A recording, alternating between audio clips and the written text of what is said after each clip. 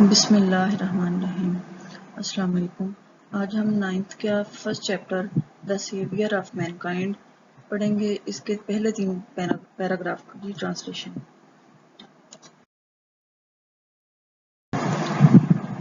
Arabia is a land of unparalleled charm and beauty.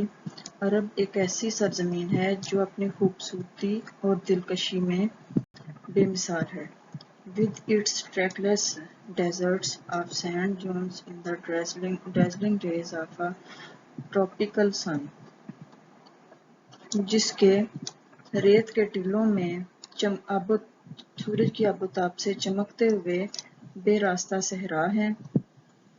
Its starry sky has excited the imagination of poets and travelers۔ اس کے تاروں سے بھرے آسمان شاعروں اور سیاحوں کے تصور کو ابھارتے ہیں یا جوش دلاتے ہیں۔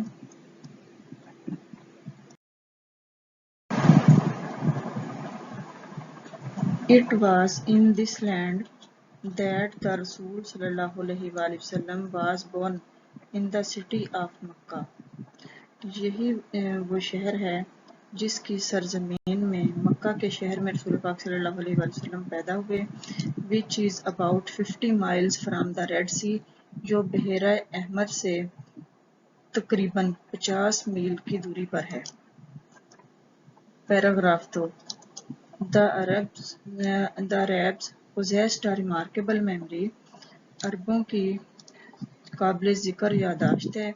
and were an eloquent people، اور وہ بہت فصیح لوگ ہیں۔ Their eloquence and memory found expression in poetry۔ Their eloquence and memory found expression in their poetry۔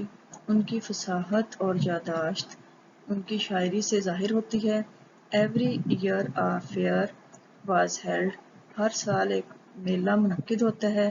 For poetical competitions، شاعرانہ مقابلوں کے لیے۔ At اوکاز کے مقام پر۔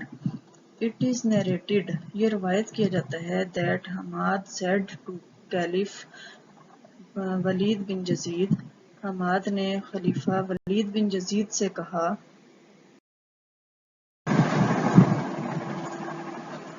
I can recite to you، میں آپ کے لیے پڑھ سکتا ہوں for each letter of the alphabet، حروف تہجی کے حساب سے ہر لفظ 100 long poem، ہر لفظ کی 100 لمبی نظمیں without taking into account short pieces، کہیں سے بھی چھوٹا کیے بغیر۔ And all of that was composed exclusively by poets before the promulgation of Islam۔ ان میں سے ہر ایک اسلام کے اعلان سے پہلے یا اسلام کی آمد سے پہلے کے شاعروں کی بنائی ہوئی نظمیں ہیں۔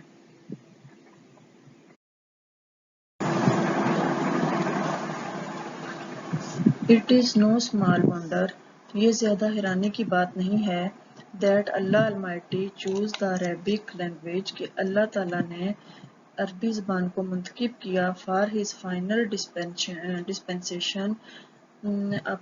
and the preservation of his word، کہ اللہ تعالیٰ نے اپنے پیغام کو پہنچانے کے لیے اور اس کی حفاظت کے لیے عربی زبان کو منتخب کیا۔ Paragraph 3۔ In the 5th and 6th centuries، 5ویں اور 6ٹھی صدی میں mankind stood on the verge of chaos، انسانیت بے ترتیبی یا افراتفری کے کنارے پر کھڑی تھی۔ It seemed that the civilization which had taken 4000 years to grow، کہ وہ تہذیب جس کو پروان چڑھنے میں یا بڑھنے میں 4000 سال لگ گئے had started crumbling، ٹوٹ پھوٹ کا شکار ہو گئی ہے۔ At this point in time، یہی وہ وقت تھا جب اللہ Almighty raised a رسول، جب اللہ تعالیٰ نے ایک رسول بھیجا among themselves، جو انہی میں سے تھا to lift the humanity from ignorance، جو انسانیت کو جہالت سے into the light of faith، ایمان کی روشنی کی طرف لے گیا۔